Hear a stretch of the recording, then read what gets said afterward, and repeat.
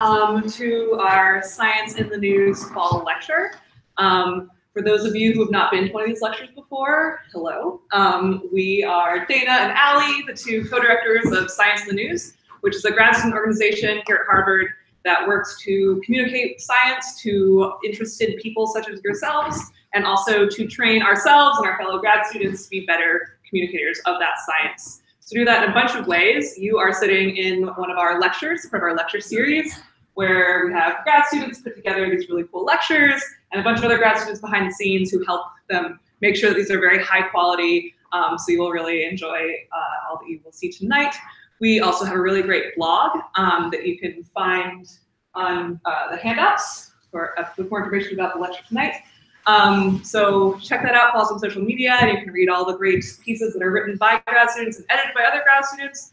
We also have a science cafe and a bar. If you'd rather have this be a little less formal and have a beer in your hands, you should come check out Science by the Pint. We do conference in the summer, a bunch of stuff that you can find out on our website. So pick up a flyer on your way out or during the intermission, and you can read both about our speakers and the topic, and also find out more ways to keep up to date with Science in the News.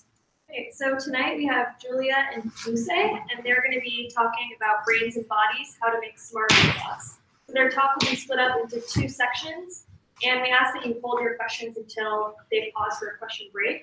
Halfway through, we'll break for a short 5 to 10 minute intermission, and then at the very end, they're going to give what looks like a really cool demo. So if you want to stick around and participate, please come down to the front of the lecture hall towards the end. So. I think we'll let our first speaker take it away.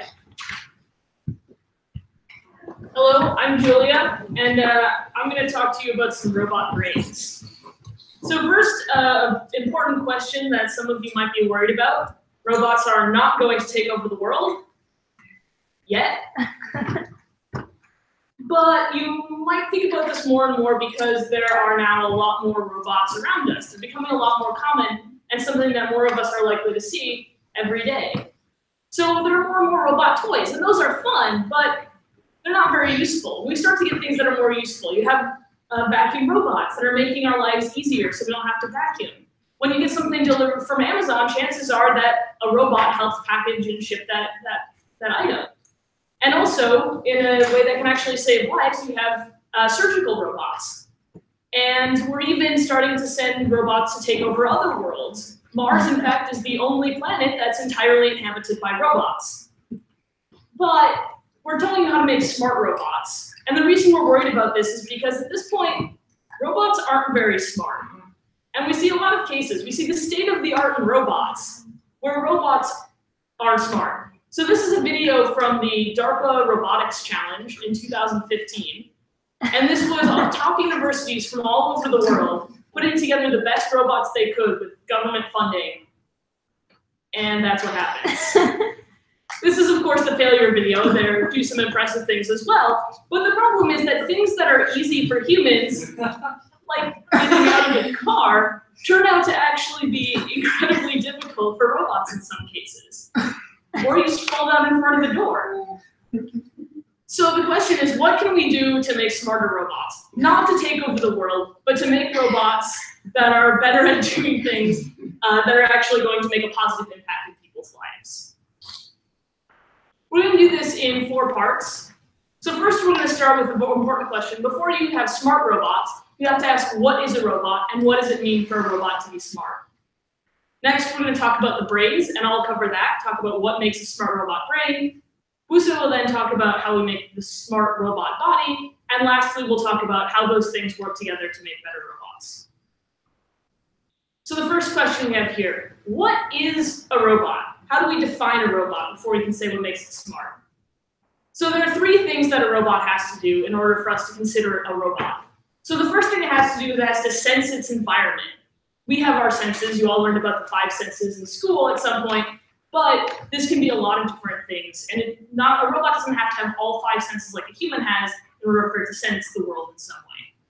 But once it senses the world, it needs to do something with that. So it takes in this information, it has to make some decisions or think about something.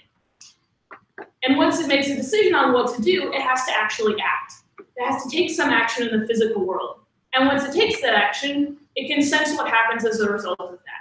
So we need robots to be able to sense, decide, and act in order to be a robot.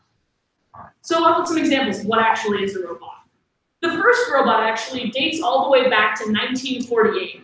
This was sort of the first device that was considered to have all three of these components. And it was called a tortoise robot because, as you can see, it looks a little like a tortoise.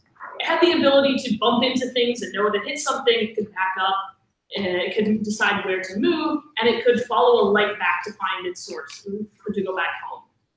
So it was a very simple robot, obviously, but even very early on, we were thinking about more complex robots. Robots more like humans, as a matter of fact.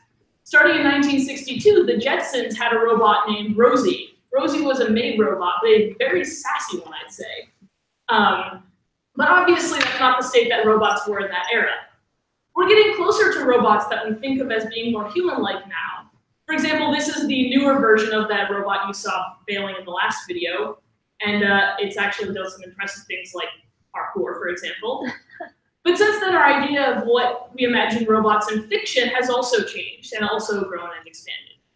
So a lot of you are probably familiar with WALL-E, and WALL-E is not a human-like robot, but it was very mechanical in a sense the way it looked, but we anthropomorphized it a lot and gave it a lot of attributes and thought of WALL-E as a really smart and clever robot.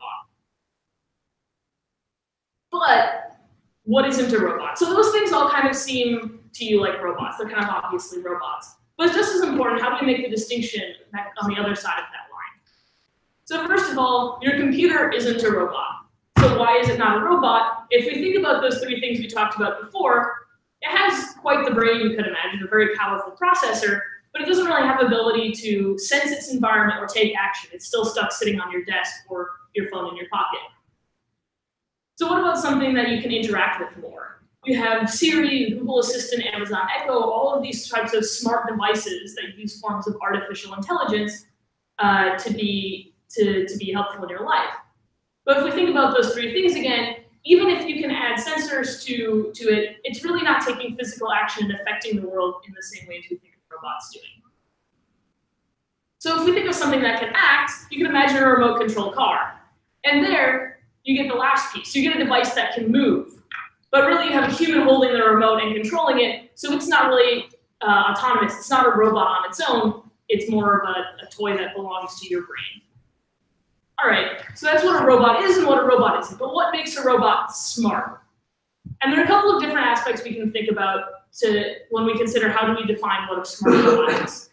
So one of the aspects is that we want a robot that's adaptable. So how does this robot manage to complete whatever task you're giving it, even if its environment changes? So say you have a robot that's trying to reach the trash can, and you put a chair in the way. Can it adapt to that change in its environment? Second, is the robot robust? So instead of what if the environment around the robot changes, what if something happens to the robot itself? For example, if it has wheels and one of those wheels breaks, is your robot still able to achieve its task? Third, is the robot interactive? So if we think of robots acting in the world, they're usually not going to act on their own. There will be other robots around or even other humans around, and we have to think about how can a robot achieve its goals if there's other people or other robots in the world around it. And lastly, is the robot autonomous? Can the robot do something on its own without a human sort of holding its hand and guiding it and telling it what to do along the way? So we're going to keep these four components in mind as we think about how we're defining a smart robot. And all of these four pieces together, we can think of what makes a robot high performance. So can it consistently do the job in the face of all of these different challenges that it could encounter? Other people, changes to itself and its environment, and a lack of guidance. But sometimes these four different things can involve a trade-off. For example, if we think about a robot that's helping in a factory, we can try and make a robot that's very independent and very autonomous. So here we have these big factory robots that's doing some large-scale manufacturing. It's got these really big, heavy objects. It can move around. It can move these pieces, these really heavy things very well. But if a human got in the way of that, things would not go well for the human. So this robot is very autonomous. It can do this job very consistently on the assembly line, but it's not interactive. It's not meant to deal with any other people or any other robots that are around it. On the flip side, we could have a cooperative robot. Here we have a robot called Baxter, and as you can see, there's a person also working right next to this robot on this assembly line. And the robot here is designed to be interactive. You can see see that it's even got a screen there with eyes. And the reason for that is because we, as humans, look at other people's eyes to figure out where they're looking, what they're doing, and what their intentions are. So they made a robot that's meant to be interactive and work with people. The flip side is you can tell this is a much smaller robot. So they made the trade-off here that this robot isn't as strong and can't do as much on its own, but they made an interactive robot for the specific situations where that's useful. All right, to sum together these parts of what a smart robot is, we talked about how we have a brain and a body work together to make a smart robot. And now we've broken that down a little bit, that the brain part is doing the thinking and deciding. You add in the sensing and acting that the body has to do. And together the goal is to create a robot that's adaptable, robust, interactive, and autonomous. So before we move on to getting into more details about the brain part, does anyone have any questions on their overview? By the way, these are robot soccer players. The goal is eventually to be the World Cup team, but we're nowhere near that anymore. All right, yes? Yeah. You were showing us the tortoise robot, I think it was called at the beginning. Was that like really like, was there a computer inside of it, or was it just like a mechanical thing that just moved on its own? So the question was, does the tortoise robot have a computer in it? And back in 1948, we didn't have computers yet as we think of them now. So those were mostly mechanical and analog in a sense. So there weren't digital circuits inside of that robot. So yeah, it wouldn't be what we might think of as a robot now, but it still meets those three criteria. And we would probably see that, and if we saw a movie, we would think of it as behaving like we would expect it to behave.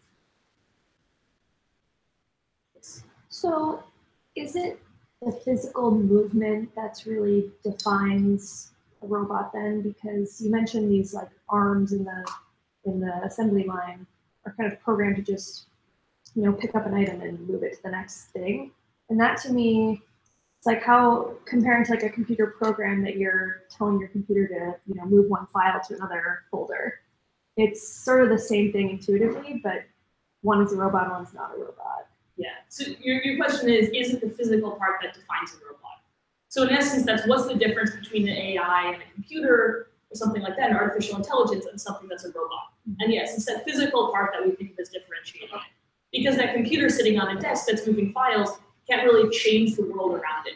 Whereas one thing that we think about distinguishing a robot, like a human, is that it can change its environment, it can affect the physical space in a way that just the circuits alone without the robot. All right, so let's talk some more about robot brains. So the important thing to think about here is how are we making a robot intelligent? The first question then is, what is intelligence? We gave sort of a general overview of this before, but there are a lot of different ways to think about intelligence, and this is something that humanity has thought about for ages. So one of the definitions that we've traditionally used for intelligence, and one that you might think of when you think of what makes a person smart, is IQ, the intelligence quotient. And this is what we use as a standardized test of human intelligence. This is a way to compare people, but it doesn't necessarily encompass everything that we're interested in terms of intelligence. It looks at specific kind of bookish smarts. So what's another way we can think about intelligence? Well, computer scientists started thinking about this very early on, and Alan Turing, one of the fathers of computer science, came up with what's now called the Turing test. And the question you consider here is, do you have a machine whose performance is indistinguishable from a human? So if you have a person chatting with a chatbot on a computer, can they tell whether they're talking to a human or whether they're talking to a machine? And if a machine is able to convince the human that it is in fact human, it's considered to have passed the Turing test. But like the intelligence quotient, what we're looking at here is our definition of intelligence is like a human. But in reality, a lot of the things we're interested in having robots achieve are not like humans.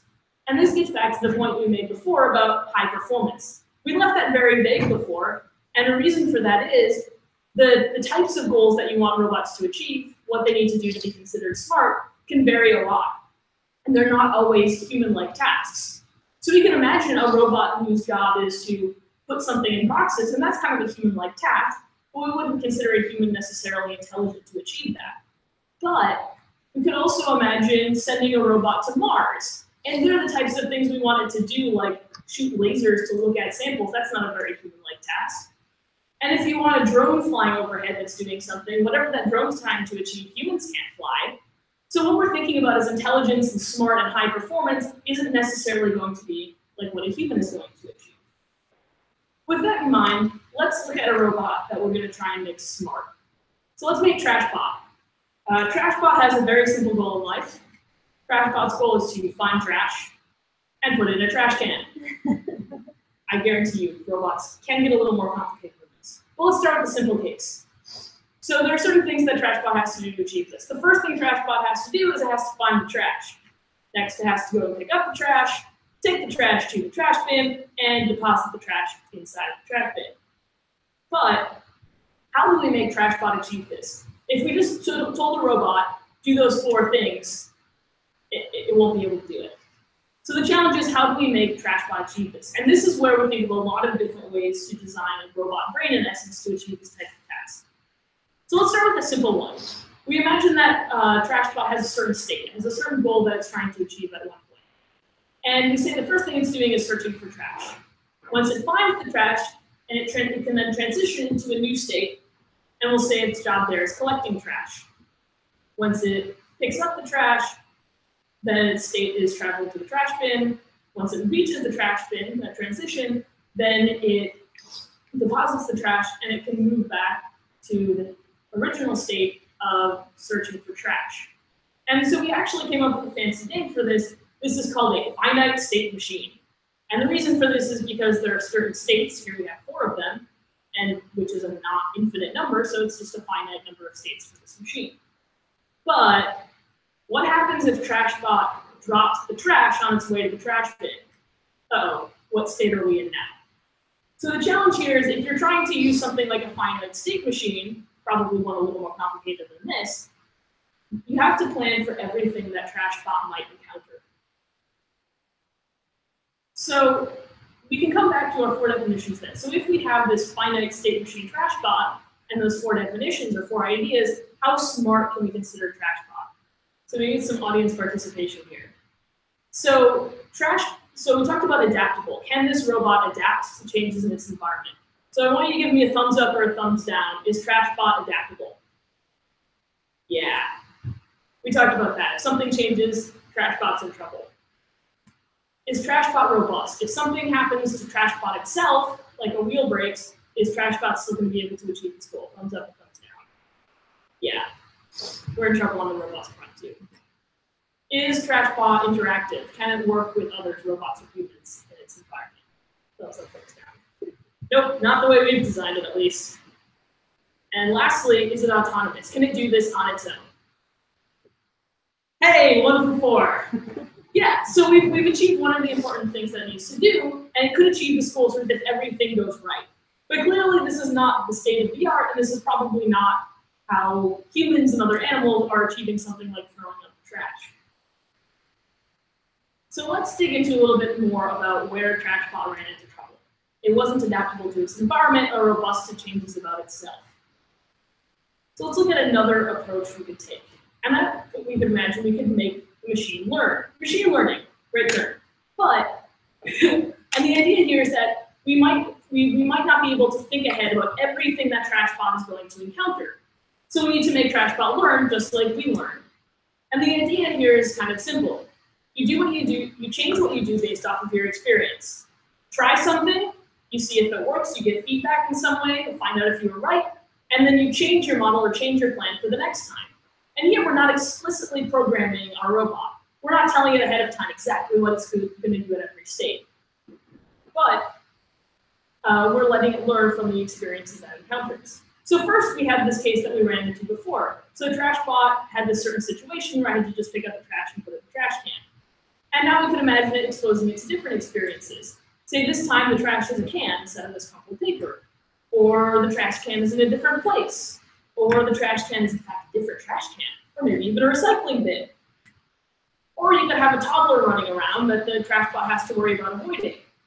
Or lastly, there could be some obstacle in the way. For all we know, there might be a Greek statue that suddenly appears between TrashBot and the trash can. So if we expose TrashBot to enough of this, we could imagine we could find a way to make TrashBot learn, right? How do we do that? We're going to steal from biology or borrow from brains. And here we're going to take the idea of neurons. These are your brain cells. And we're not going to get into the depths of the biology here, but there are three important things that you can think of these brain cells as doing. So the first thing is they connect to inputs. And this could be the sensing that we talked about before, what you see from your retina and your eye cells. It integrates those signals in some way that we're not going to worry too much about. And then in the end, it generates some output that can get passed on to other neurons in a network, which is a neural network. So as we talked about before, it's made up of neurons, and they form in your brain or in other biological networks. You have these large networks of neurons like this. This is from a rat brain, an image of part of a rat brain. But these can get really, really complex. In the human brain, for example, there are 86 billion neurons. So that's a little hard to throw 86 billion neurons into TrashBot and figure out how to make that all connect and learn. So we take a simpler approach, artificial neural networks, or sometimes the lazy is called neural networks. And here you can imagine you have these inputs from whatever our sensors are. We go through some layers of more neurons that connect to each other, and at the end we get an output, the TrashBot, the trash in the can, for example. So if we imagine trying to give TrashBot a lot of examples, we feed it all of these different cases as inputs, and then it practices, you can create some really complex behavior. We don't have to anticipate everything. As long as we let TrashBot experience enough, we hope that it'll be able to figure out how to do these types of things. So here we have a problem that TrashBot needs to learn. And to learn, you need a lot of data and experience. And think about it, you didn't know how to read or walk the first time you tried it, presumably. So you just need a lot of practice. But the problem is, robots need a lot more practice at this than humans do, because we haven't figured out how to design the neurons yet, the neural networks. So you can imagine, we could create a computer version of this. The computer can do it a lot faster. We can do a simulation of what the robot's experiencing. But it turns out, if you do a simulation, it's not quite the same as the real world. So if you practice it in simulation, TrashBot still might have trouble in the real world. So the last problem here with learning is that it's hard to learn what they never saw. So if TrashBot has never seen anything like what it encounters, you're still going to run into some of the same problems that you ran into with the state machine. And lastly, neural networks can be really hard to understand for humans. So if we think of our state machine, we can figure out what was going on in each part of that because we made it. The problem is if you train a neural network, it can be really hard to figure out what each of these neurons represents in that once it's trained itself. But that hasn't stopped people from using neural networks to train robots and to teach robots to learn. So this is a video from Google where they used a neural network to train a robot and had 14 robots practicing this task of grasping an object and picking it up. They had them practice for 3,000 hours for a total of 800,000 trials of picking up objects. I don't think it took you guys 800,000 times picking up an object to figure out how to do it. So clearly, there's a little ways you've got to go to be able to make neural networks work for robots. So let's think about this like we thought about for the finite state machine. How smart is a robot trained with a neural network? Is it adaptable to changes in its environment? Yeah, I see some mixed thoughts, but it's more adaptable than our state machine. It can handle changes as long as it's seen something related to it. Is it robust to changes in the robot itself? Thumbs up, thumbs down. I see some mix there, but in general, it's better than the state machine is. So if you imagine that you had the robot trained with cases where there were something like a little haywire with the robot, it could possibly learn how to do it. Is the robot, as we talked about it, interactive and interact with its environment? It's a little more mixed there. In the case you've talked about it, it's not really interactive. Again, you have to think about how you would train it to do that, but it's trickier because you have to think about how others are going to do it as well. And lastly, is this robot autonomous? Can it work on its own? Yeah, so once we've trained it all up, then it can work on its own. You know, there are a lot of sort of ifs to what I've talked about, sort of like edge cases as we think of it, where it might be able to do it. But we haven't really talked about how you make the robots interactive and work with others. So let's dig a little bit more into that case. This is the idea of intelligence by working together. Whoa, my watch could make sound. So if we think about intelligence by working together, we do this as people and as animals. So you think of bees working together. You don't look at one bee functioning on its own, but you have hives of bees working together. One of them might go and identify a food source, then it comes back, tells the others about that food site, and they can then feed the entire colony that way. We also see ants that work together. This is a picture actually taken by someone in our lab when they went to go study ants. These army ants that actually build structures out of themselves. Their entire nest is built out of ants. They build bridges out of themselves to reach food sites. And they couldn't do this as a single individual. And even humans work together to achieve tasks they couldn't on their own. One of these people couldn't move the statue, but working together, you have some form of collective intelligence, as we talked about. So to give you an idea of what this looks like, I'm going to have you guys play a game together. So there's two important parts to this. So first of all, I'm going to have you all start clapping. It's not a play for applause, I promise. And once you've started that, I'm going to give you a second instruction. So listen for that. On your marks, get set, go. All right, now I want you to start clapping together at the same time. Nice. You got that really quickly. It took you probably a couple of seconds to figure out how to clap together. And so this is what we would call emergent behavior. So each of you wasn't trying to figure out exactly one time. You didn't all have the same rule. We're going to clap every half second on the spot. You were all listening to those around you. You were following a simple rule to sort of adjust your timing to match other people, and very quickly you all managed to synchronize. And we're not the only ones that do this.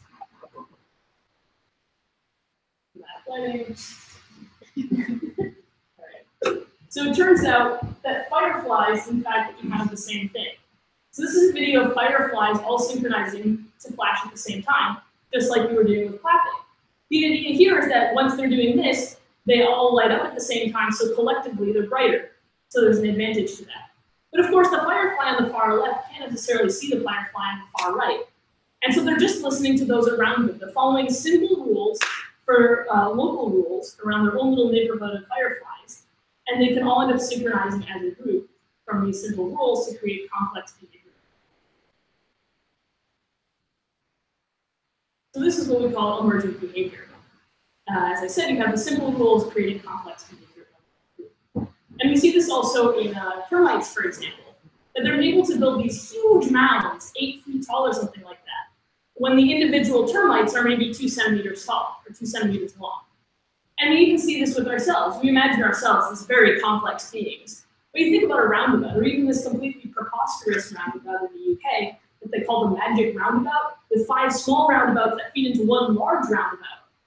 But everyone is following simple rules, and if everyone follows those traffic rules that we all have, we manage to create this very smooth traffic flow, except for a few crashes, that you wouldn't necessarily think that humans would have the same sort of emergent behavior. And we can also end up applying this to robots. And this is what we call collective robotics. And this is the project that I work on. So we have robots that are called kilobots. And they're called that because we have 1,024 of these robots. I have them here to show them to you afterwards. And they're a little bit like bugs. So each of them is, maybe 2 inches wide, and they can only sense or communicate with robots that are up to 6 inches away from them. And all they can do is they can say how far away that neighbor is, and they can tell you how bright it is. That's all they can do. And all of these robots run the exact same simple program. Well, we can actually see this kind of emergent behavior for if we give them the right rules to follow. For example, one of the early things that these robots were created for was something called self-assembly. And the idea here is that all of these little robots will make some much larger shape or object of themselves, kind of like those army ants. So this is a project that people from my lab worked on. And here you can see I want to make a star shape out of this giant blob of robots. And they each take their turn to follow along the edge of this blob and into the shape. And once they think that they're in the shape, they stop moving. So they don't have a specific spot that they're trying to be in the shape. They don't necessarily know ahead of time where they're going to end up. None of them has a particular specific job in this task. But you see this behavior of the shape emerging when they're all following these simple rules. They're a little bit slower than the ants. This took, as you can see, 11 hours. But as I say, we haven't figured out how to make the robots as smart as real life yet. So thinking about this, how smart are collective robotics? Keeping in mind here that this is what I work on, so I'm a little bit biased. So are the robots adaptable to their environment? Yeah, if you think about some changes, if you have enough of them, they can adapt to things. Are they robust? And here, yeah, people from my lab. Yeah, we can think about them now not as an individual, but we think about the whole group as our case of being robust. So if I took out one of those kilobots doing the self-assembly, the rest of the group would still be able to make the shape. Just like if you took one bee out of a hive, the hive's not going to go haywire unless it's the queen. But are these robots interactive? Yeah, by definition, our goal is to make interactive robots. And are these robots autonomous? Yeah, we give them a program, we set them all loose, and they're able to work on their own. So, to summarize what we've learned about robot brains, we've learned about a couple of different approaches, and they all have some trade-offs. So state machines are easy for us to understand, and you can imagine them being on the easier side to program, but it's hard to cover every possibility that we might encounter. We looked at neural networks, which can create much more complex behavior, and they're a lot more flexible than state machines, but they're hard to train, especially for something that has to work in the physical world, and they're hard for us to understand and be able to predict what the robots might do. And we talked about collective robots, which they created with interactivity in mind, but it's hard to figure out how do you design a rule that one robot will follow that will create some sort of complex behavior in the whole group. So we've sort of cheated a little bit though, because the reality is that there's no one size fits all, and none of these approaches are really functioning on their own. So we can imagine that we have TrashBot, but now we have a collective of TrashBots. We don't have one robot that's going to collect trash for the entire world. So we're going to have robots working together. And you can imagine that you could also train TrashBot using a neural network to figure out how to pick up trash, like we saw the Google robots doing. And you can also imagine on top of that, that there are different states that this robot goes through to complete this task, like its job of picking up that uses the neural network, then some sort of different state where its goal is to travel back, and you train something to plan a path back to the trash can. So the reality is that a lot of these techniques are end up being used together, and the future is not thinking of one approach that's going to solve every single problem in robotics, but thinking about how we can use the right tool for the right task. Does anyone have any questions about the entire topic of brains and robots? Yes? I have multiple questions. One of those is which you have a specific programming language to do, like I'll give you an example. If you want to program an Arduino, for example, you have these like the static instructions, but you make this kind of robots like they work with each other or something. Is something more complex than, like, example, C++, Visual Basic. Those are like a bit linear, and you put ifs and things like that, very static. But those kind of other scope or objectives, those are different, like a programming language or something. Yeah. So the question is, how do we program these robots? Is there a certain programming language, and what does the structure of that program look like to make these robots do it? And there is the language is sort of a tool. So you could imagine that you can give a speech in any language. You can program a robot in Python or C++ or any other programming language. What ends up looking different is the structure of that. And if you think of something like with the state machine, you could imagine a lot of statements were like, if this, then do that. If this, then do that. But something more complex, like a neural network, you still might end up writing that program in some programming language that you might have heard of, but the program itself will end up looking different at the end.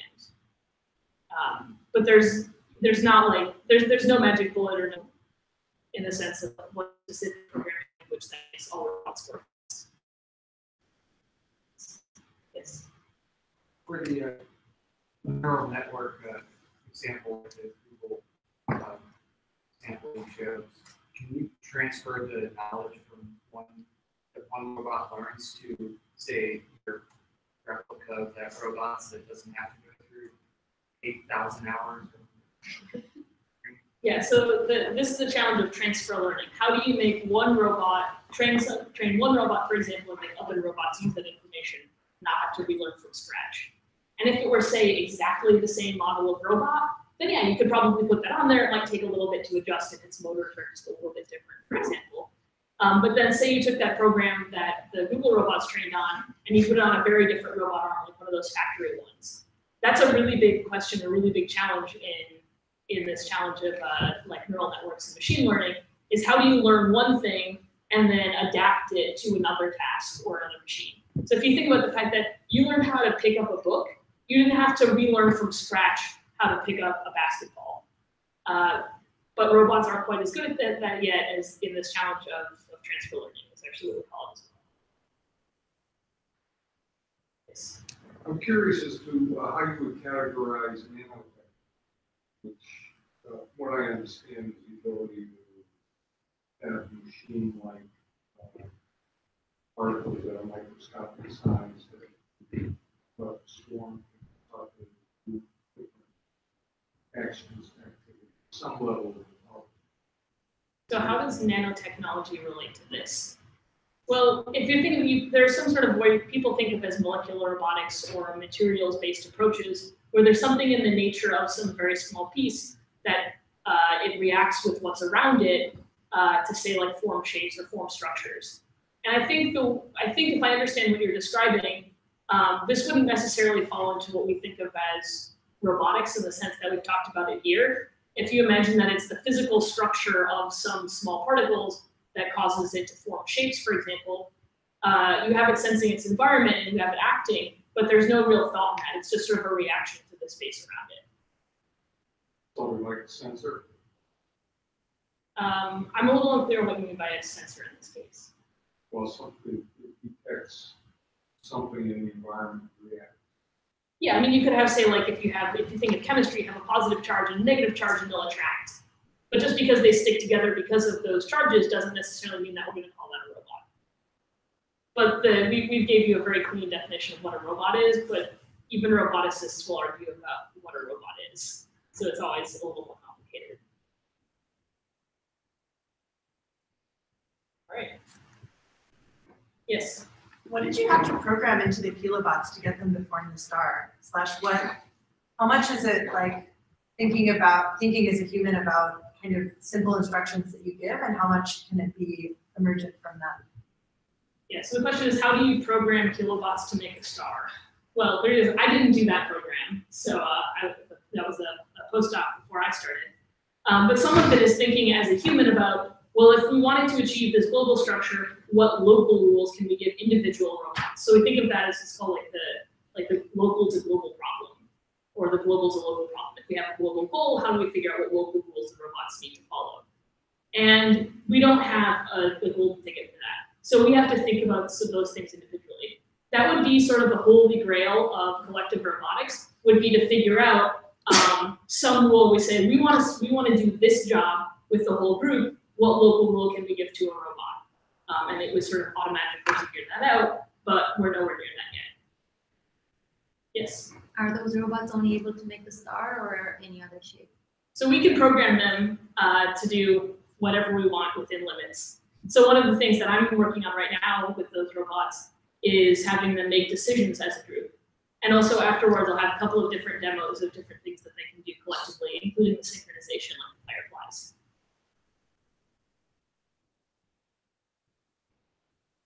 Okay, I think we'll pause here for a short intermission, so please be back in about 5 minutes. Thanks, guys. It's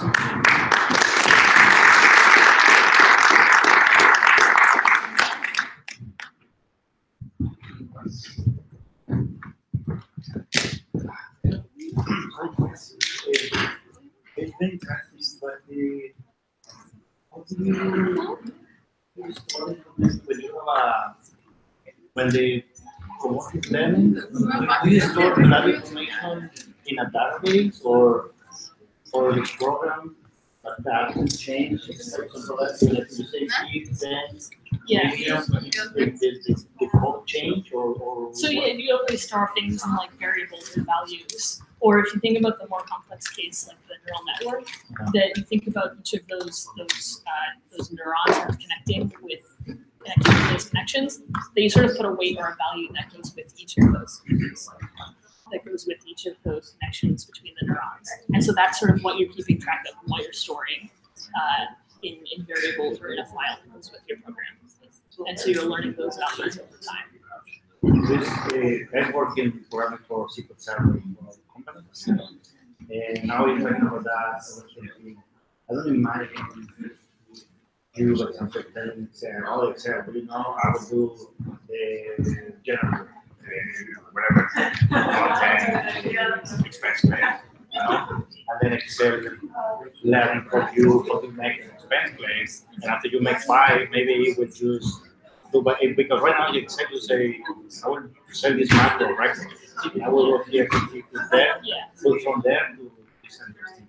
Go to Excel and say, Excel, oh, I showed you 5 times how to do it, now do my job for me. And with So you Excel, have to think about what sort of structure is it learning is I think what you're asking. Yeah, so you can imagine like you give it some inputs and at the end say like you give it all these examples of things that it steps that it took and goals that it achieved. And then you could feed it say like the current state or like the things it has to take in, like the different items you're trying to expense. And then at the end, it could output like a sequence of different actions that it would take in Excel to complete that.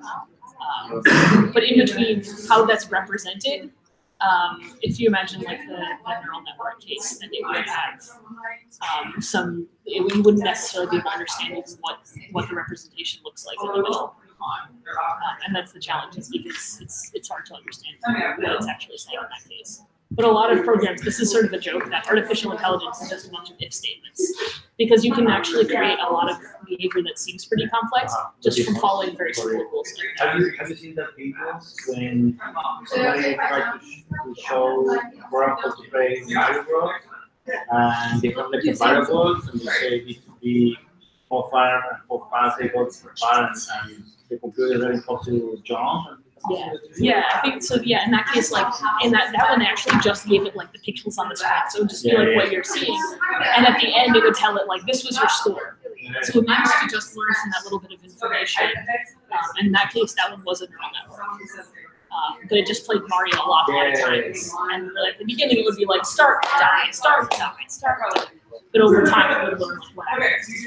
I mean, there are ways to serve the code. Is the one is like a list or is like a I still yeah,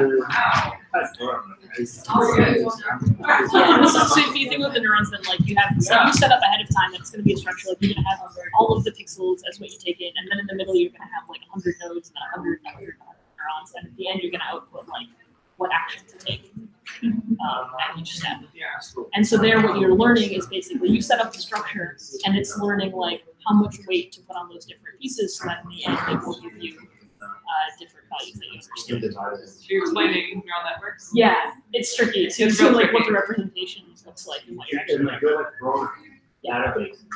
Yeah. And I'm trying to Yeah, neural networks are yeah. Like a giant it's almost like matrix of numbers.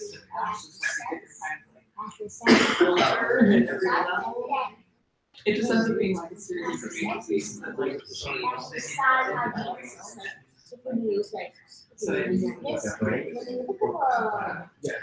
Yeah. Yeah, basically. Usually it's so it has to figure out what it's going to tell you. So I don't know anything about brain or like well yeah, so this is tricky because it's a little fuzzy, like how do you decide what does it mean to act? And so oftentimes when we think of with robots is that it's doing something physical in the world. So not just speaking to you, but say if it could like pull out, it would like pull, if it, we would say as a robot, if it like pulled the book off the shelf, it would print out this price link. But you're right. But sometimes it gets really fuzzy, and people like even like all of the computer scientists and all of the robotics will have arguments about what is a robot. Because you're right, it gets really complicated. Yeah, it's a good thought though. It's a very good thought.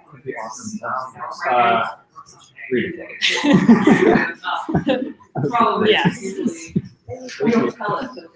We basically give it something and it spits out nonsense and you say, no, that's a tree. And then What's a robot? it goes back to, okay, like, you throw something else and it's like, no, this is a whatever.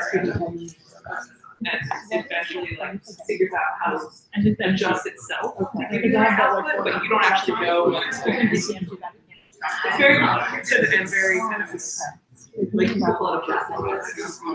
We're still trying to figure out good ways to look and figure out like, what are the different things.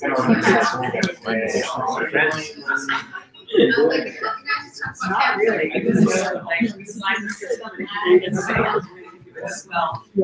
And we don't know how. But I mean, there are certain tools. Somebody who does these kind of things is really excellent. There are certain things that you can like output in different layers. Like years ago, there are these things like Google Feed where it has pictures of like building how the weird animal faces and nightmare and face all swirly. It is just but things like that were from trying to visualize. Yeah. Yeah.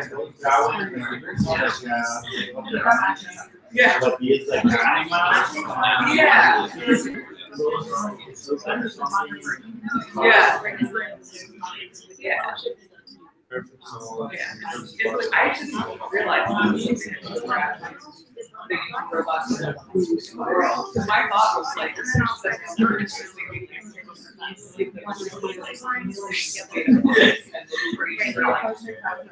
days. I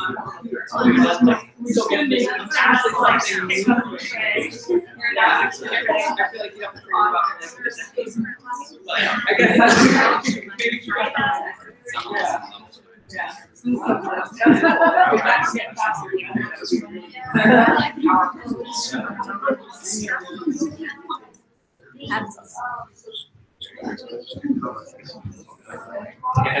Ooh.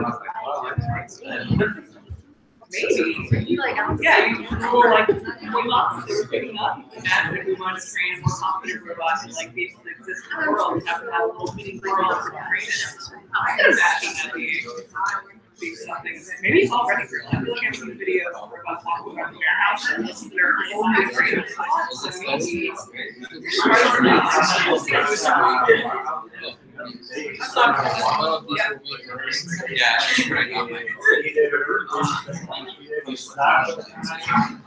And nobody's there, and yeah. No, it's just. All right. Ready to go? Yeah, just to show you how much power it has. So.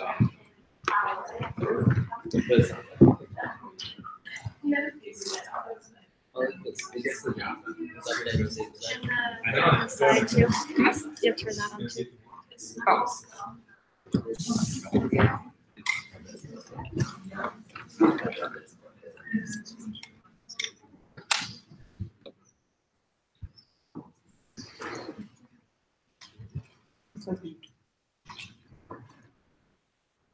Oh, okay, that's the weird part.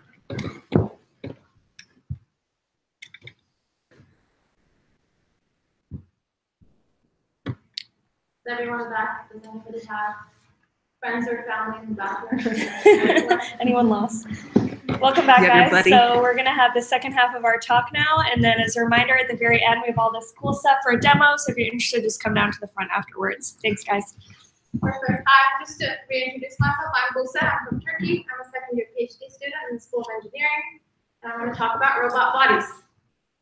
So a reminder from Julia's slide. So we said, what makes a robot? So it's the brain and the body. The brain thinks. Yeah, you can think that, oh, it'd be so nice if I went to this lecture that Julia and Buse did. But if you didn't have legs, you would not make it here. So I'm going to talk about how to make a good body and how to make that adaptable, robust, interactive, and autonomous. So first I'm gonna ask you a question. What does a robot's body look like? What do you think of when you think of a robot? What is it made of? What does it look like? What kind of features does it have? Anybody? Legs. Legs, yeah, that's good. Anything else? What? Yeah. R2D2. Yeah, I have a photo of that, so it's a good. You were gonna say something. I was just saying it would be task oriented, I would assume, but robot would look like. Yeah. Let's look at some photos from movies and things. So we said legs, maybe eyes or cameras, right? And usually what we think of is steel and hard plastics, right? Wally, we and Julia love Wally, so we're gonna have photos of it a lot. Iron Man, right? Eyes, a little bit human-like. Those are kind of things we think of. Or from cartoons, R2D2, you just mentioned it. Things like that. So, or drones, that's another one. So that it doesn't have to have wheels and legs to move forward. Maybe it has propellers and wings and it's flying. And it has a little camera, so that's how it senses. But have they always looked like this? So now that's what we think of robots. So I'm gonna go way back in history. So Julia talked about the tortoise, which was in the 1900s. So robot bodies actually existed way before robot brains did. So let's look at automaton. This is little Pinocchio. It is pretty autonomous because it has a task. It's just going through the wheels. It's going through a bike. What is an automaton? It's basically a mechanical device. It's kind of human-like. That's how it's always expected. It has a preset sort of direction. So it's like, oh, roll this, or just like pick this up and put it there, and it performs some sort of a function. So it doesn't have a brain. It doesn't think and make decisions on its own. But this is how the history of things used to be. And this is like machines doing tasks for us. And like if we go like even before Christ, Aristotle, an ancient Greek philosopher, said that automata someday is going to bring equality to humanity because it's going to get rid of slavery. Because then we can have robots do our jobs. Now we're worried about that, but then it was exciting. So I'm going to start with one of my favorite inventors, one inventor from the 12th century. Al-Jazari. This is the basin. So this is one of the sketches. If you want to see original sketches, go to the Isabella Stewart Gardner Museum. There's a few there. So how does it work? There's a little bird. The bird says something, and then water goes through these channels, and it's poured into a basin. And then there's a duck there that drinks the water, and then it pees the water out, and then it's just disposed. So this is like a very early robot. Let's go to Da Vinci. So Da Vinci made a knight in armor. So it moved its hands up and down, it moved its jaw, and it moved its head around. That's what it did. 1495. And then this is, I don't know if any of you know this, von Kempelen. He's a Hungarian inventor, 1700s. And this is called the Turk. I'm Turkish, so I'm a little biased to the player, but he's a chess player. And he played Benjamin Franklin, he played Napoleon Bonaparte. He won in all of them. So it would just win chess games. How did it do it? Did it think? Did it decide? Did it even have any guesses? Does anybody know the history of this? Yes. From the man inside. Yes. So it's a really good robot body because it moves all these chess pieces, and it actually, so from underneath, the person could see where the little pegs went, so they could know. And then they actually had a demo where they would like open the front, and then the man would hide in the back, and then they would open the door in the back, and then they were just like, oh, there's nobody in there. This was a legend for like many years. Edgar Allan Poe has an essay on it. So, but it's a very fun little story. So now I'm going to go, so in these, like even after these 1700 robots didn't develop much until the Industrial Revolution. So let's go to actual robots. This is the first robot that was kind of sold and used in the industry. It's a robotic arm. So after this part of the lecture, you're going to see a lot of arms because most robots are arms and hands. This is called the Unimet. It was found by this guy called George DeVol. And him and his partner, business partner, had a company, formed a company, the first robotic company. But they were like, we can't call it a robot. Robots are only like in these really weird like science fiction papers. So they're not going to believe that it's an actual product that's useful. We should call it some other thing. But then they're like, no, let's call it a robot. Now robotics is a field. I can call myself a roboticist and be taken seriously, which is kind of nice. But this is an article from the New York Times from then. Machine-like men are still toddlers. This is a quote from there. Sightless, unable to perceive his environment and take action based on what he learns. Clyde, which was the name of one robot in one company with the same arm that we're looking at, is hardly in the league of robots, cyborgs, and androids of science fiction. I mean, this is a trend you probably are seeing with my part and Julia's part.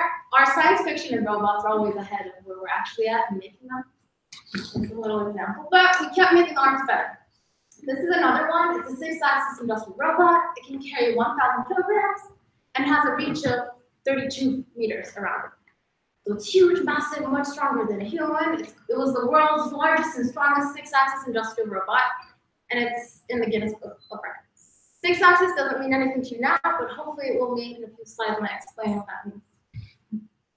And now this was an example that Julia also showed earlier, the KUKA factory arms. These are used a lot in cases where there's huge objects that you're carrying around, and you need something that's stronger than human hands. And so some data, so in like these years, there's like more than 1.3 million industrial robots that are in factories. There are a lot in factories. So we were talking about what a robot looked like. We looked at some examples, but looking at these things, they're stereotypically, they're human inspired.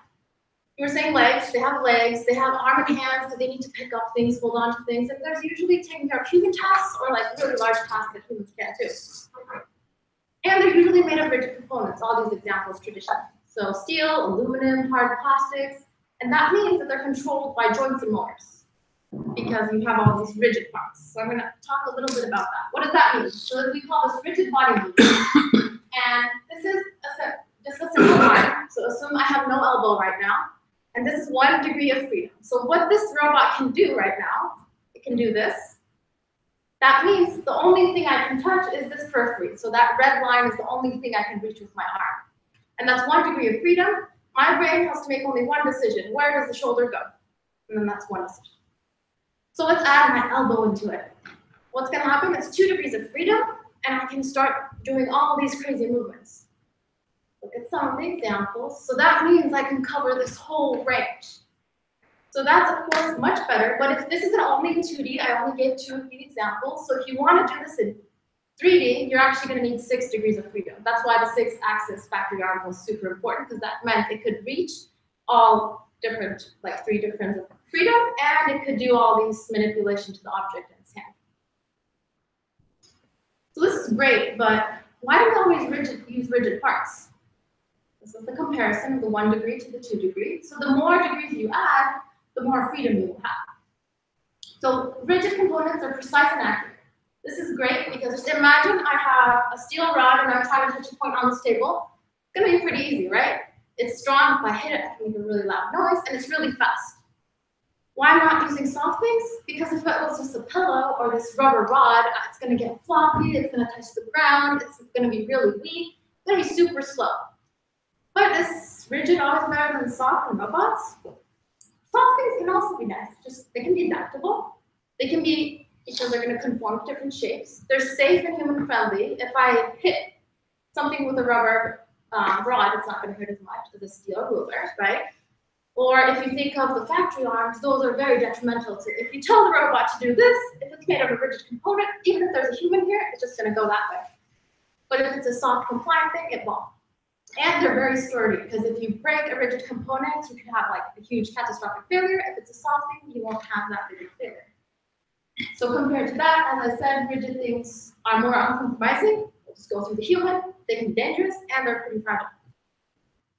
So there is another paradigm in robots that I'm going to talk more about, soft robots. So this has been a new field, probably like a little more than 20 years. What do you think of when I say a soft robot? Does anybody have any? Like a software robot? Like software? By soft, I mean squishy and cuttable. So Baymax is from Big Hero 6, if you've watched it. It's a really good movie, talks about soft robotics very well.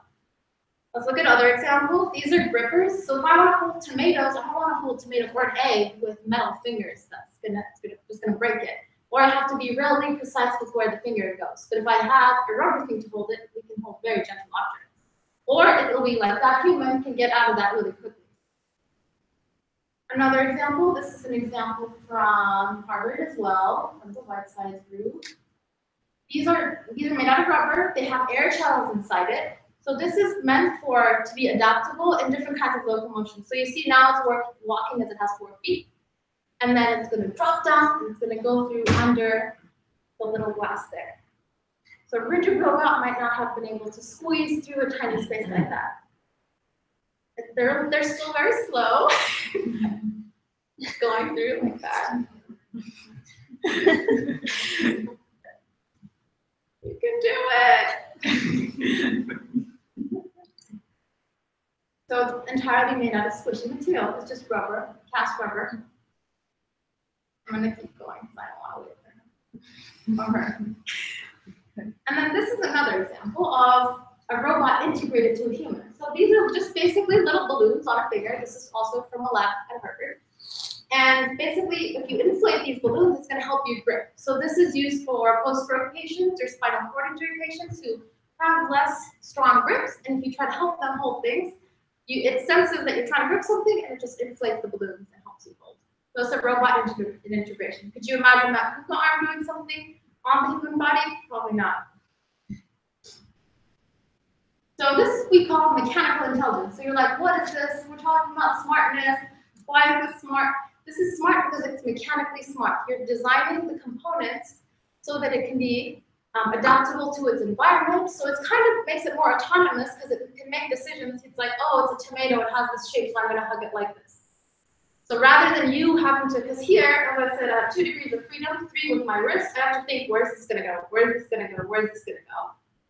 But if I did that with a soft robot, I just inflate it and it just does this. No matter who's here, I'm going to be able to hug that person, no matter how fat or skinny they are, if I were a soft robot. So this is sort of the comparison to remind you. But rigid robots, as I said, are human-inspired most of the time, and they have rigid components. Soft robots, they're mostly biologically inspired. Octopuses, starfish, things, mostly marine biology is super inspiring for us soft roboticists. And they're made out of soft components. You saw a lot of rubber examples. We have some fabric examples too, foam. And then they're usually controlled not by joints and motors, but by cables and air and liquids. So it's a very different paradigm. You don't think of degrees of freedom as much because you have infinite degrees of freedom because you can just basically bend your arm however foam you want. But we did talk about things, rigid things having a good component to them too. They're fast. You saw how slow that little star-shaped robot was when trying to go through the thing.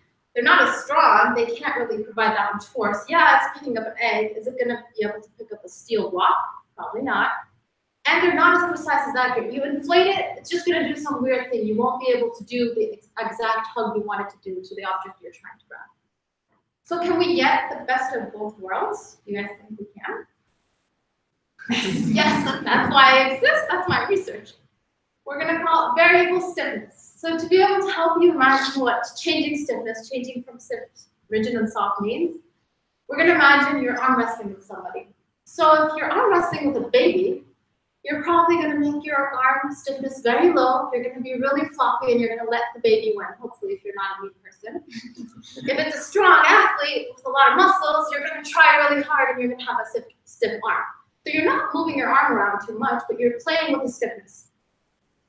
And so how do we do that? We do that by co-contracting our muscles. So that's basically you pull your arm to this side and to this side at the same time, and you increase your stiffness.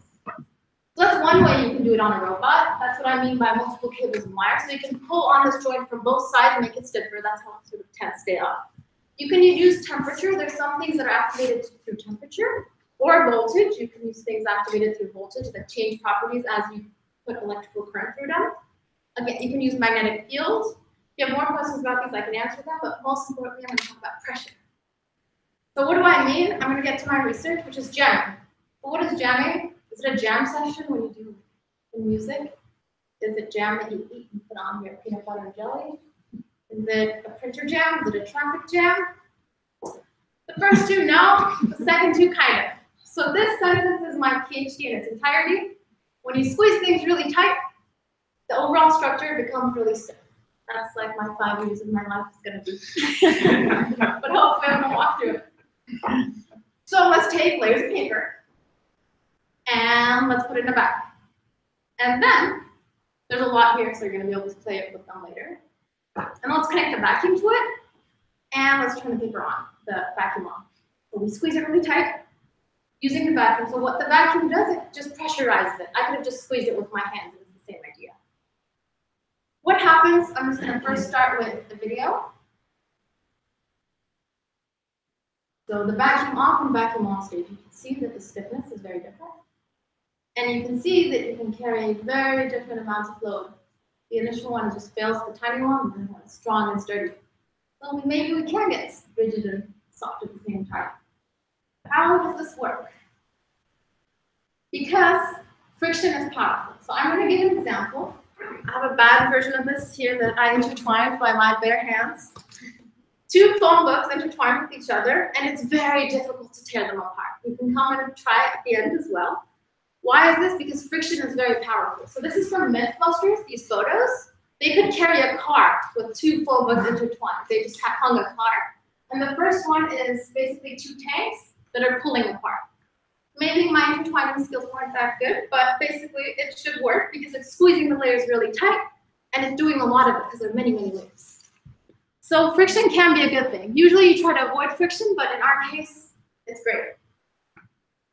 So what happens? So initially, when I'm not squeezing them really tight in the plastic bag, let's go back to the example, the layers are independent, they're just sliding. Then I turn the vacuum on, and then they just become like one cohesive thing. Then they become much stiffer. So to give you an idea, if I had 10 layers, it's going to get 100 times more stiffer. So if I have no vacuum on and I have 10 layers, it's going to carry 1 gram. But if I stiffen it, it's going to be able to carry 100 grams, or 10 to 1,000.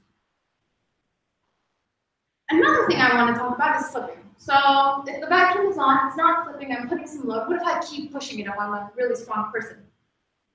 Then it's going to start slipping, and it's going to dissipate energy. So I'm going to try to explain what dissipating energy means through friction. So let's get a sled. Let's put a squirrel on one and an elephant on the other. And I'm going to push them and try to make them go as far as possible. They're trying to go. Do you guess who's going to win? Probably the squirrel, because it's much lighter. So how friction works is if you press something, you can even try it with your feet. If you press your feet really hard onto the ground, it's going to be more difficult to slide. But that means it's the elephant is releasing more of the energy. I gave the same amount of energy to both of them. The elephant got rid of it really quickly. The squirrel, on the other hand, used it till the very end and won the race.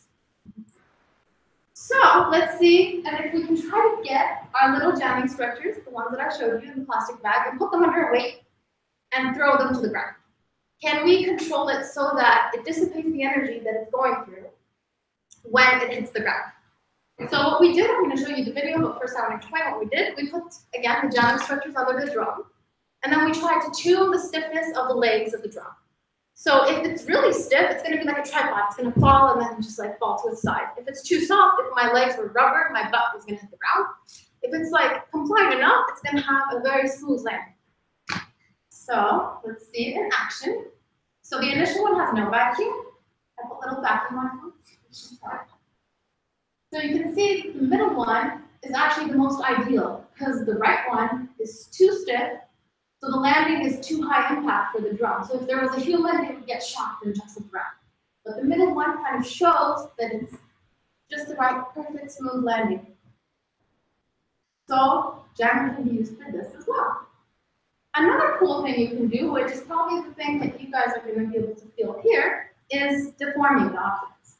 So when you're deforming an object like a spoon, you deform it and it stays like it. If you try to do it too much, it's going to break. In these cases, you just turn the vacuum off and on, and you can reshape it however you want. It's much more easier to mold around.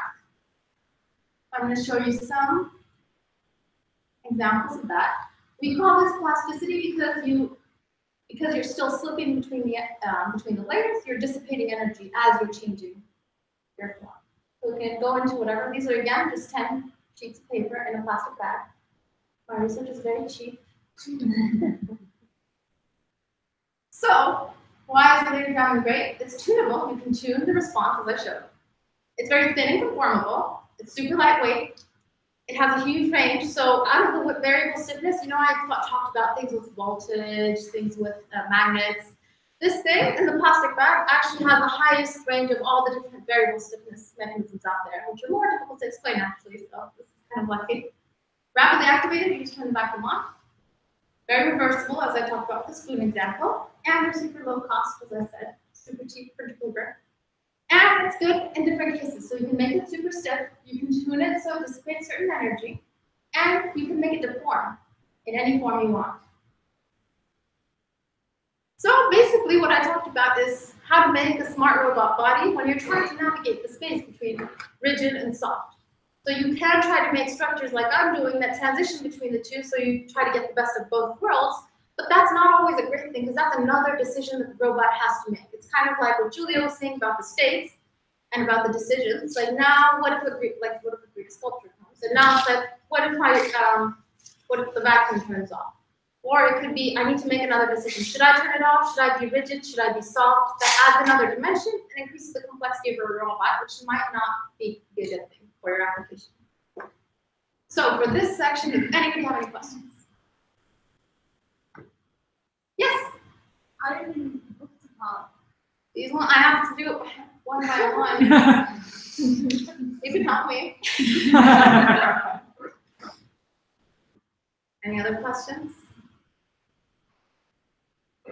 Okay, now I'm going to go to how do we put these two together. So I talked about the body, Julia talked about the brain. Now how do we make them work together? So let's remind ourselves, a little clock. So first it has to sense, that's through the body. I actually didn't talk as much about it, so mostly I talked about the acting part, because it's the part that's touching humans or other things in this environment, but you would do that through sensors, something like that. You decide, the brain makes a decision, or the human hidden inside the little box, which doesn't make her a robot, and then it acts, the body. And then what were the criteria? In order for it to be high performance, we said it has to be adaptable, which means if the environment changes, it should adapt itself. If something in its body falls apart, it should figure out what to do, robust. Interactive, it should work well with others, other robots, and humans. And it should be autonomous, it should make decisions on its own. So let's take an example. Let's focus on TrashBot. Yeah, TrashBot is going to go find the trash, but TrashBot needs to grasp the trash, right? Let's think about grasping. How do you grasp an object? What kind of things do you need to do? First thing you need to do is to approach the object, right? And then you conform to the object, your hand. You adjust the tightness of your grip, and then you lift it. So I'm going to go through them one by one. Approaching the object doesn't even have to do anything with the hand. You have to see it. You have to move your arm. You maybe have to walk towards it. So I'm not even going to talk about that because that's going to make it even more complicated. Conforming. Okay, I'm here. The object is somewhere near. I basically use the joints of my hand to conform to the object. And then I need to adjust the tightness of the grip. Again, let's go to the egg example, or a really heavy one, or soap. Like you can't have too tight of a grip on soap. It's just going to fly off. So you need to sense, and then you're going to lift objects. Can we make a robot do this? So this is a robotic hand that came out of my lab. It's a startup now. There's a old example of it here too. You're going to be able to feel it afterwards. So what does it have? Let's focus on it. It has confined joints, so it has the soft component of it. So it has these joints that aren't motorized, and it's just basically rubber, you can see. And this makes it so that the degree of freedom is not necessarily, so you don't necessarily know where this finger is, the end of the finger, because you don't have the joints that you control yourself. It just conforms. It has sensors to it. It tries to sense the object. You have these sensors inside, the tiny little ones in here, all throughout the finger. What it does is it senses the pressure it goes on from the object. So how good is this hand? So it's really robust. I can drop it. It's still going to work. We hit it with a hammer. It still works. That's one of the good things about soft robots. It's autonomous because it grasps, it senses that the object is there. Is it adaptable? Not too much, because if the robot is holding it in a weird way that it hadn't done before, or it's in a way where it senses the object is there, but it's not a good grasp, like we call that a quality grasp, then it's going to probably drop it when it's lifting that. So it's not as adaptable. How can we make the brain of this hand a little bit better? So what we did was we actually used neural networks, so we try to train the hands. But if we did all the hands, it's going to be like the example she showed in Google, where it's like so many hours and hours of work. So what we try to do is connect it with a physical model. So we know how much pressure you need to, you kind of can feel the weight of the object, you know your contact points in your hand. So we try to get a hybrid of what we know from the body and from physics, so we don't let the robot brain take care of everything. We use our engineer brains a little bit too, and then we try to combine the two. That's some of the current research that's going on now. So one thing I want to mention, and I want you to have this as a parting thought, is that robotics is inherently interdisciplinary. So it does a lot of things together. So you might think of different kinds of engineering. Yeah, of course, you need the circuits, you need the sensors, you need the soft and the rigid things, you need the neural nets. So you need to have electrical engineering, mechanical engineering, computer science, material science, chemical engineering. In some cases, there's a question about nanotechnology that could be utilized. But there's also these other things that you don't know, you might not consider initially. Like biology, we kind of both mentioned that soft robots are inherently biologically inspired, neural nets are biologically inspired. Design and architecture, you have to design these things, they need to work in a building. Arts and crafts, I have a background in arts, so I'm biased in that. Law, because robots are starting to work with humans, we're starting to have bots, we need to govern them in a certain way. And psychology, because they work with people. So that's why I like robotics. I might not be that interested in robots, but I like the fact that we all have to come together to like make these things work, because robotics is a very systems level field. And now I want to part with thoughts about just like a historical perspective. So we started with these things. We started with a robot that's not actually a robot, but a human. Then we went into some hands, but then some arms that would grasp things, and they were super powerful. But then articles were like, they're still toddlers, they don't know, they can't sense that well. What's going on now? Where are robots? So Julia gave a few examples of these. They're in the industry, they're in factories. They're in education. A lot of schools these days have like robotics teams. I don't know if you guys know many of them. But it's a good way to teach kids science, math, engineering skills from early on. Healthcare, we have surgical robots, we have great prosthetics, we have exoskeletons. Entertainment industry, we have a lot of toys that involve robots. Home, she showed the Roomba, and we're trying to get better at that. We're going to talk about, they're not too much at home. Transportation, we're thinking of like self-driving cars now. They're not out there yet, but people are working on that. Food and agriculture. So let's look at some photos of examples. They're in space, right? We showed the Mars rover. Roomba, they're at home. They're in surgery. This is Da Vinci, one of the surgical robots. This is agriculture. These basically put seeds on the floor as they're walking around. And this is an industrial robot in a factory. So the factory one is actually the most prominent one. Other ones, we don't have as many because the environment is very uncontrollable. Something like a Roomba works because it has a very simple task. But other things like, oh, home assistance overall, you can only have like Alexa that's not even a robot talking to you. But we still have a long way to go. And this is some news articles from the past 6 months. How babies learn and why robots can't compete. So as Julia showed, learning takes a lot of time. Like the Google hand robots, you didn't learn how to grasp that on, so we shouldn't be worried about robots competing with us. Home robots still suck. This little quote I want to read: a robot that was supposed to be the conduit between human needs and other machines just didn't work. It's because like Roomba is really good because all it does is vacuum the floor, but if it's trying to integrate your experiences to the home, it's still very difficult to do that. Why a robot can't yet outjump a flea. So let's go back to the now we're comparing it to fleas now because we're bio-inspired, right? Fleas are so much better than robots at jumping.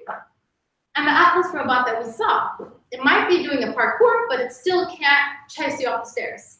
So if there's something on the stairs case that it didn't predict it was going to be there before, it might fall down. So if it's coded in it, it's going to do a good job. It's dynamically very good, but it's still not going to be integrated into your experience. And so I want to also highlight some examples from research that's going on in Harvard in robotics. So the first one is a micro robot. I showed the flea. They're great. So now we're trying to get inspired by really small objects like bees. There's a RoboBee that they're developing. Hammer, which is a cockroach-inspired robot that they're developing.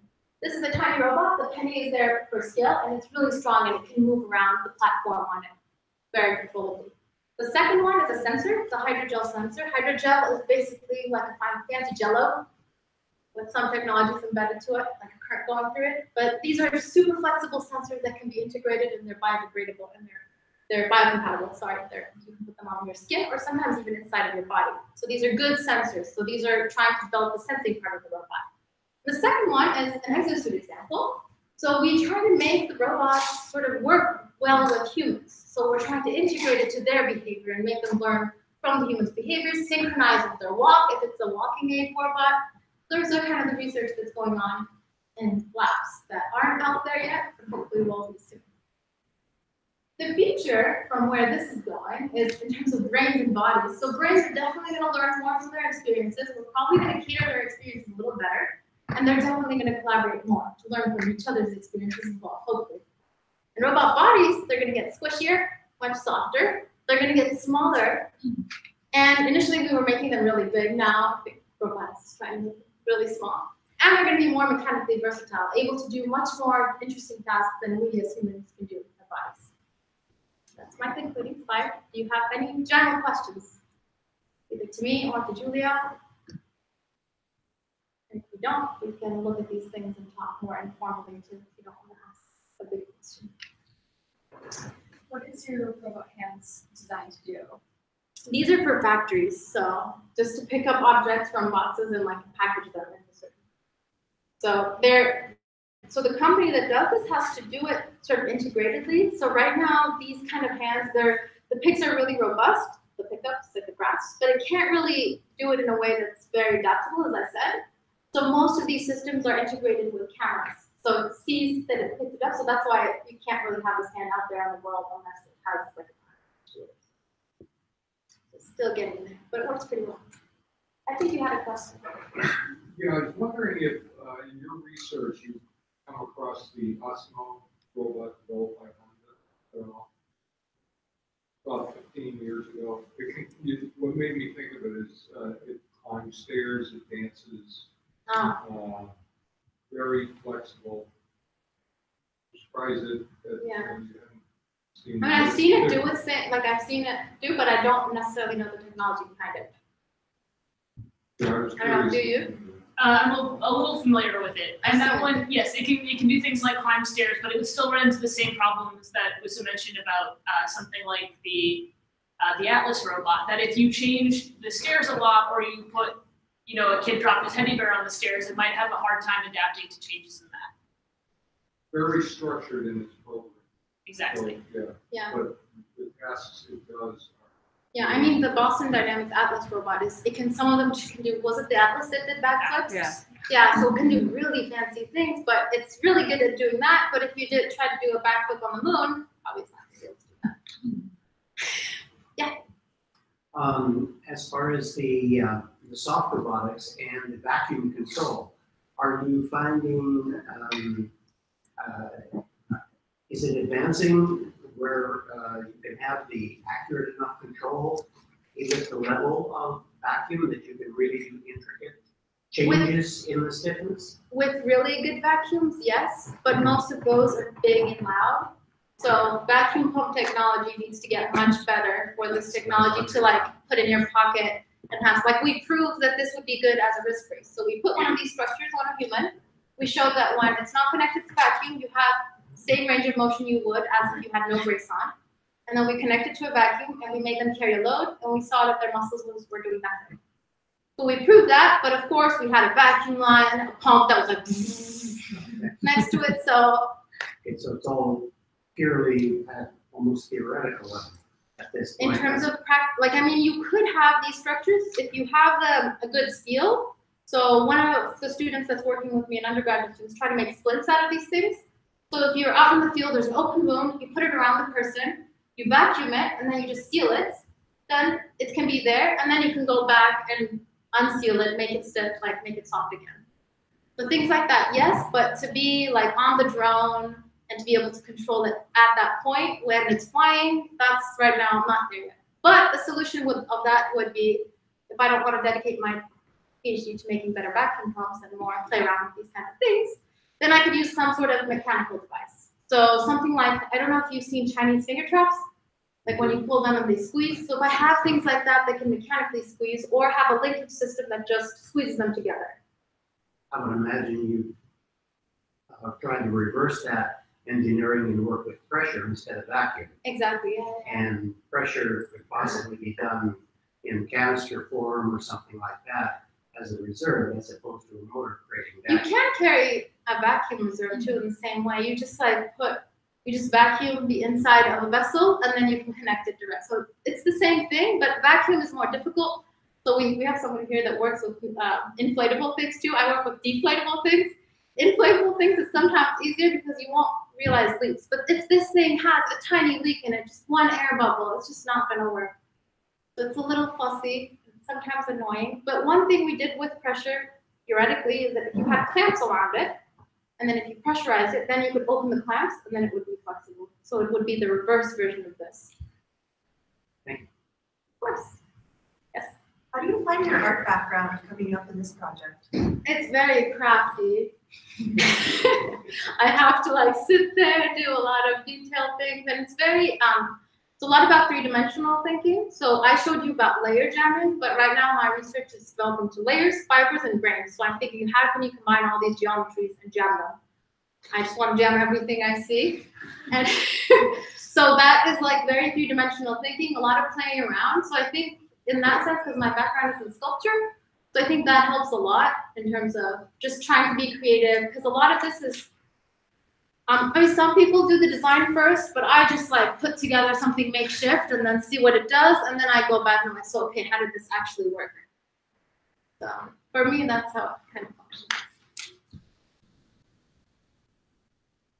No more questions? Okay. Most of the examples you are giving are more like a mechanical, but I remember seeing some time ago a video when was a muscle kind of structure, like a, and you were able to put like a liquid, I don't remember what's liquid, and then the structure like muscle was able to expand or retract, like a making like a deflection of an arm, for example. So I was wondering, is there not some research in that side, like more like a chemical that you can put in some not tissue-like, and then it's going to make it to expand or retract? Chemically, there are things like shape memory alloys, which is the example I gave in terms of temperature. So there's things that change the way the particles are related to each other. If you heat it up, it goes to one shape, and if you cool it down, it goes to another shape. So there's things like that chemically. But what you said about muscle-like, those are the very mechanical versions of those. So if you imagine just like this intertwined weave of things like on a bag, but if you design the weaves really well, if you pull them, sometimes it squishes, or if you pull it out, it sort of contracts. So there are little, we call them actuators, but like little muscle-like things that we've been using in robots too. So that would still count as a soft robot because you're using air or liquid inside it, but that's mechanical. So there are chemical versions. I know of them, but I wouldn't be able to explain in detail how the science works. But why we chose not to work with them is because you need temperature, you need voltage, you need magnets, and if I'm looking at wearables, I don't want those things around a human. So mechanical things, vacuum, is a bit more sort of human safe, and that's why we really did choose that path when we're doing variable stiffness structures. I don't know if that answered your question. Are we good? Great. Let's give both our speakers a nice round of applause.